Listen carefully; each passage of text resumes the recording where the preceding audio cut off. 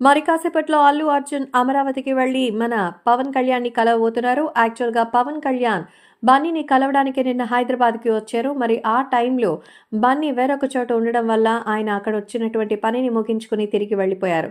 So, ఇప్పుడు అల్లు అర్జున్ అలాగే megastar Chiranjeevi కలిసి లీగల్ ఒపీనియన్ తీసుకోవడానికి గవర్నమెంట్‌కి సంబంధించినటువంటి సపోర్ట్‌ని తీసుకోవడానికి ఏపీకి అంటే అమరావతికి రాబోతున్నట్టుగా తెలుస్తోంది.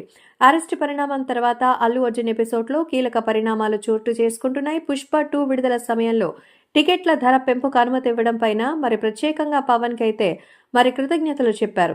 సో, శనివారం హైదరాబాద్ వచ్చినటువంటి పవన్ కళ్యాణ్ అల్లు అర్జున్‌ని పరామర్శిస్తారని అనుకున్నారు. కానీ మరి నాగబాబు ఇంటికి సతీ సమేతంగా అర్జున్ అయితే వెళ్లారు. ముఖ్యంగా అల్లు అర్జున్ సైతం ఇప్పుడు మెగాస్టార్ చిరంజీవి గారు చెప్పిన మేరకు పవన్‌ని కలవబోతున్నట్టుగా తెలుస్తోంది.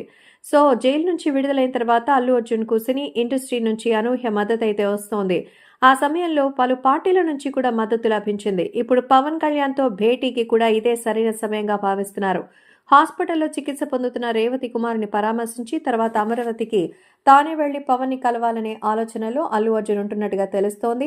మరి పవన్ కళ్యాణ్ హైదరాబాద్ వస్తే కలుస్తారా? లేకపోతే మరి ఆయనే వెళతారా అనేది ఇంకా ఫైనల్ కావలేదు.